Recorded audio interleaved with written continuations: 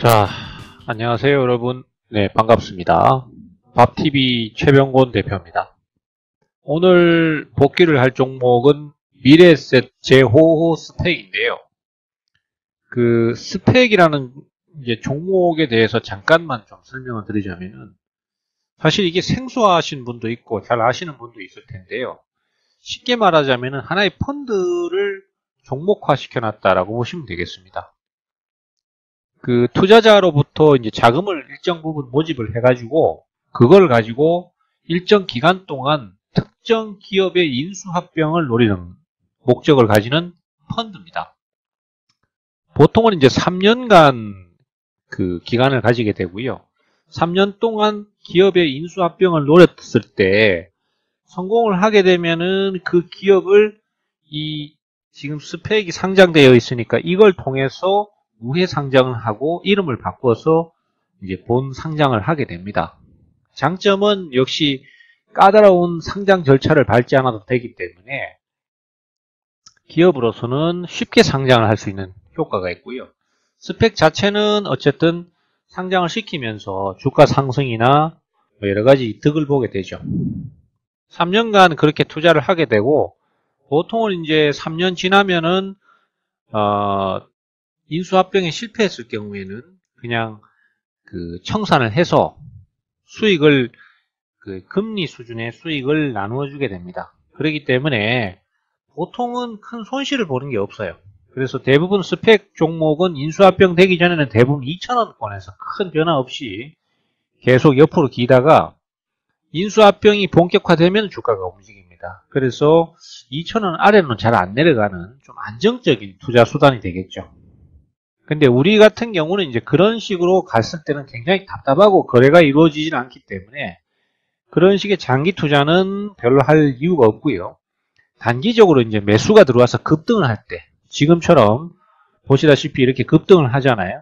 이럴 때는 이제 인수합병이 구체화되고 그것이 실제로 이루어질 가능성이 커졌기 때문에 주가가 급등을 합니다. 그러면은 여기에서 이제 우리가 단기적인 투자 수익을 노리고 대응을 하는 그런 경우로 보시면 되겠습니다. 그래서 일반 종목이 급등할 때 타이밍을 노리는 것처럼 똑같이 대응을 하게 됩니다. 그리고 여기에도 역시 매수세가 개입을 해서 주가를 끌어올리게 되거나 뭐 이런 형태의 진행들이 많이 존재를 하죠. 그래서 일반 종목 대응하듯이 똑같이 대응하시면 되고요. 자, 보시면은 처음에 급등을 한번 합니다. 그죠? 처음에 이렇게 해서 주가가 2,000원대에서 갑자기 2,500원대를 넘어서서 급등을 하기 시작하고 대량 거래가 터집니다. 그리고 이제 그 다음에 그것이 뭐 그냥 단순히 효과가 크게 지속이 안 되면은 조정을 받는데 여기서는 한 번 더 매수가 들어오죠. 그렇기 때문에 여기서도 역시 세력들이 개입을 했다라고 볼 수 있습니다. 그래서 지금 화면상에 보시는 이 급등 포인트들 이런 것들이 다 매수세가 개입하는 형태를 의미합니다. 그리고 중간에 또 다시 쉬는 자리를 잠깐 주는 듯 하다가 다시 또 급등을 해요.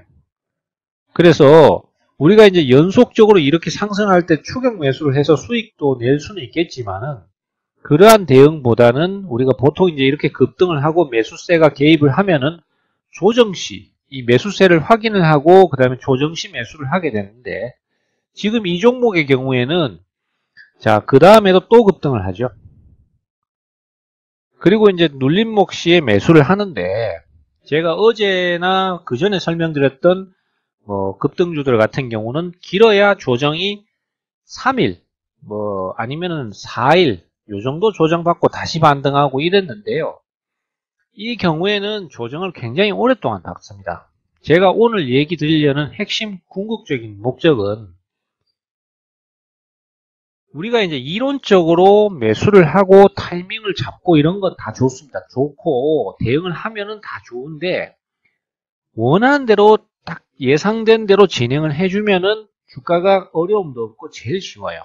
근데 우리가 실전 거래를 해보시면은 종목들이 워낙 다양하게 진행을 하고 그 다음에 흐름들이 다양하기 때문에 원하는 대로 진행을 안 하는 경우가 많습니다.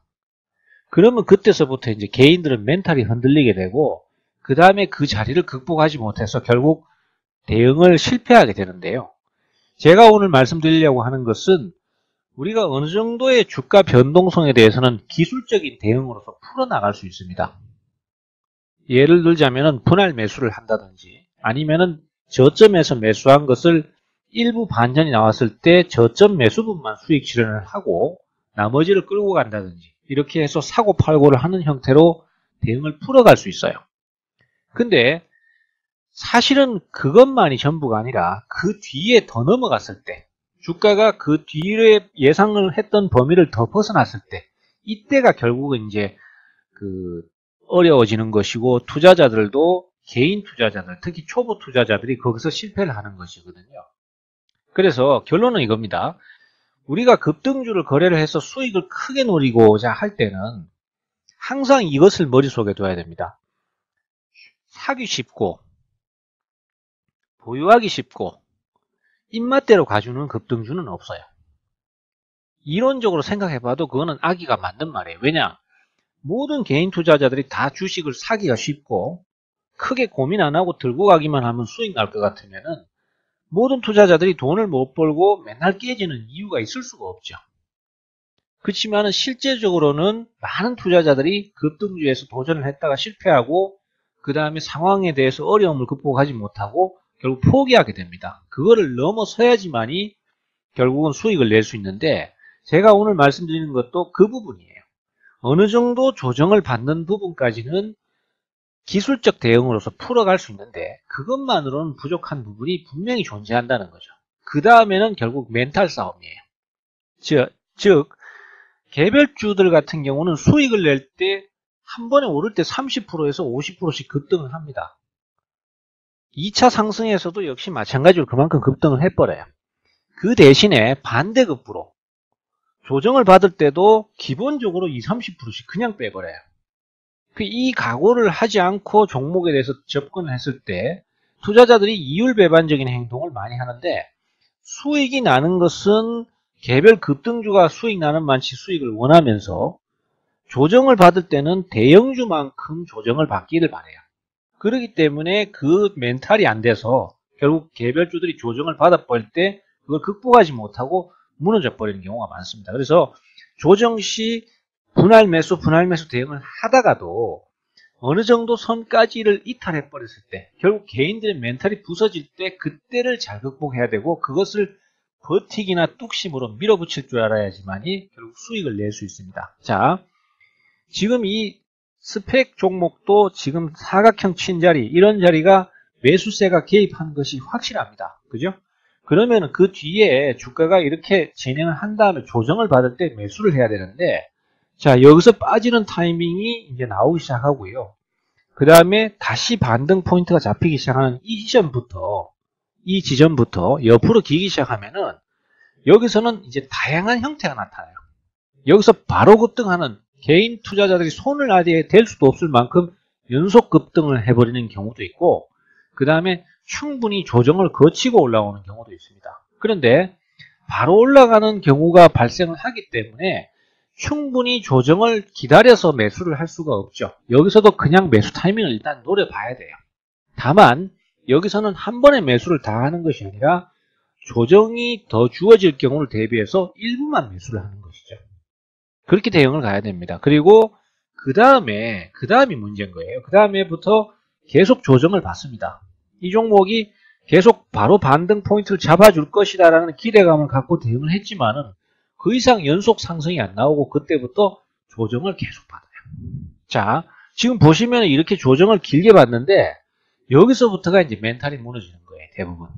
지금 차트상으로는 얼마 되지 않죠. 그리고 지나온 자리에서는 우리가 이 종목이 다시 올랐다는 게 알고 있기 때문에 크게 문제가 안 되는데 이 조정을 받는 구간에서 추가 매수를 하면서도 그 불확실성과 싸워야 되는 상황이 생깁니다. 근데 그것을 극복할 줄 알아야지 결국은 수익을 얻을 수 있고요. 그 다음에 어느 정도는 손실이 나고 마이너스가 나더라도 그것을 뚝심으로 밀어붙일 수 있는 그 힘이 있어야 그리고 믿음이 있어야지만이 결국 큰 수익을 올릴 수 있습니다. 주식시장은 그런 상황들이 굉장히 비일비재해요. 심리적으로 개인들을 공황 상태에 빠뜨리고 난 다음에 거기서 다시 올리거든요. 그렇기 때문에 지금 우리 투자자께서 제가 이제 사인을 낸 걸 한번 보시겠습니다. 지금 보시면은 15일 날 제가 3,400원 전후서부터 소량씩 조정 시마다 계속 저점 매수를 하라 그러죠. 그러면은 3,400원이면 여기거든요. 근데 실제로 조정은 그날 샀는데 또 빠집니다. 그리고 잠깐 반전하다가 또 빠져요. 계속 하락이 나온단 말이죠. 그러면은 예상했던 지점에서 내가 이쯤이면은 저점일 것이다 라고 생각하고 여기서는 이렇게 반전이 나올 것이다 라고 생각하고 추가 매수를 했는데 그것이 아니고 자꾸 단계적으로 조금씩 하락을 시키면은 그 다음부터는 심리가 점차 야금야금 부서져 가는 거예요. 그렇기 때문에 대응을 못하는 거거든요. 근데 저는 어떻습니까? 여기서 이렇게 대응을 해놓고 그 다음에 여기서 더 보시면은 3,350원이야. 여기서 또 추가 매수를 하라 그러죠. 그리고 19일 날은 3,100원 이하까지 거의 투자자들이 이거 손절 쳐야 되는 거 아닙니까? 이런 상황에 대해서도 저는 매수를 얘기합니다. 왜냐? 이 종목은 앞에서 세력들이 손을 댔거든요. 그렇기 때문에 개인 투자자들이 그냥 단순히 얕은 지식으로 상식선에서 생각하는 수준의 조정이 아니라 굉장히 추세가 무너지는 것 같은 그런 흐름이 나올 때 그때 저는 매수를 하라 그래요. 그게 3월 19일 날이고 그 가격이 20일 날, 21일 날까지도 계속 지속이 되는 거예요. 이게 지나온 상황에서는 크게 흐름이 와닿지 않으실 수도 있지만은 그 당시에 하루하루는 굉장히 불안한 상황과 맞닥뜨려서 싸워야 되는 거예요. 하지만은 최소한 우리 투자자들께서 제 얘기대로 계속 추가 매수를 해서 평단을 최소한 한 3,300원이나 3,200원까지 맞췄다 치더라도, 그죠? 그렇다 치더라도, 아니면은 그 위쪽에 가격이 있다고 치더라도, 결국 종래에는 이만큼의 마이너스가 나는 부분을 감내를 해야 돼요. 최소한 10% 정도. 물량은 잔뜩 들어있는데 10% 정도 마이너스 나는 걸 감내하셔야 돼요. 그 대신에 이런 것들을 극복했을 때 결국 추가적으로 큰 수익이 발생할 수 있습니다. 자, 한번 더 보시면요. 3월 25일 날 새로 오신 회원님들까지도 계속 사라 그러죠. 그러면은 3월 25일 날 진행을 보시면요. 자, 이렇게까지 빠져요. 3,000원까지 이탈이 됩니다. 그러면은 여기서 투자자들은 심리적으로 완전히 큰일 났다 이렇게 해야 돼요. 대표님 어떻게 해야 돼요? 이 얘기가 계속 나오거든요. 근데 이거를 극복해야 돼요. 이런 상황들은 우리가 거래하는 상황에서 굉장히 비일비재하게 발생을 하거든요. 급등주를 최소한 먹고 싶으면은 저 정도 뚝심을 가지고 밀어붙일 줄 알아야 됩니다. 그렇지만 그 밀어붙이는 게 아무 종목이나 그게 되는 게 아니고 세력들이 손댔다고 확실히 판단될 때, 그죠? 세력들이 손대도 여기서 바로 돌파를 해줄 것처럼 보이다가도 이만큼씩이나 조정을 주면은 추가 매수 해서 평단을 낮추더라도, 그죠? 최소한 한 마이너스 10%에서 15% 정도는 감내를 해줘야 된다는 거예요. 그 정도도 못 버텨낼 것 같으면은 급등주 하려고 아예 손대지도 마시라는 거예요. 자, 다시 한번 말씀드립니다. 사기 쉽고 들고 가기 쉬운 급등주는 없습니다. 분명히 쉽게 넘어가는 주식도 분명히 존재는 하겠지만은 우리가 계속적으로 꾸준한 수익을 얻기 위해서는 어느 정도의 힘든 부분들, 어느 정도의 그 멘탈을 흔들리게 만드는 부분들을 극복을 해내야 돼요. 일부러 세력들은 개인들의 멘탈을 털어버리기 위해서도 일부러 깨버리고 특히 개인 투자자들이 차트에 맹신하기 때문에 그 차트 지지라인을 일부러 깨버려요. 그리고 그걸 극복했을 때 결국은 투자자들은 여기서 그 어려운 흐름들을 버텨냈을 때, 그죠? 여기서 이만큼이나 수익이 발생하는 거예요. 오늘 5,000원까지 갔어요. 그죠? 그러면은 그때 당시에 평단을 맞춰가지고 25일 날이면은 여기서 반등할 때잖아요. 그죠? 이날 종가가 3,200원대인데 이날까지도 계속 매수를 했다면은 평균 매수가가 대략적으로 3,300원 내지 3,400원 정도가 되거든요. 그러면은 여기서 지금 여기까지 수익을 계산해 보시면 48%가 나옵니다. 내일 한번 더 오른다면은 50%대를 넘어가겠죠. 이런 수익을 얻어내기 위해서는 이 앞에서 이 개인들의 멘탈을 탈탈 털어버리는 이런 식의 하락을 버텨낼 수 있어야 되고 이것을 끝까지 뚝심으로 밀어붙일 수 있어야 됩니다. 어느 정도는 기술적으로 대처가 돼요. 평단을 낮추려는 노력이나 분할 대응을 통해서 어느 정도는 최고 꼭지점이 아니라 어느 정도는 평단을 낮추고 대응이 됩니다만은 그것만으로 모든 것이 해결나는 것이 아니라 그 다음에 나머지 부분들은 심리적인 어려움을 극복할 수 있는 능력, 그 다음에 그것을 풀어내는 뚝심, 이것이 결국은 반드시 필요하다는 거. 이것은 이 종목뿐만이 아니라 모든 다른 여타 종목에 대해서도 대처를 해보면은 다 그런 상황이 나옵니다. 그래서 이것을 극복해야 되고 이런 것들을 경험으로 쌓아야지만이 지금까지 진행해왔던 것처럼 앞으로도 모든 급등주들에 대해서도 눌림 몫이 매수를 해서 수익을 얻어내는 대응을 할 수 있습니다. 제가 요 종목 말고도 지금 다른 DR잼이라든지 MI텍 같은 종목의 대처 시에도 그런 멘탈을 흔들어 버리는, 그리고 개인들을 떨어지게 떨구어 내려고 세력들이 블러핑을 하는, 블러핑이 뭔지 아시죠?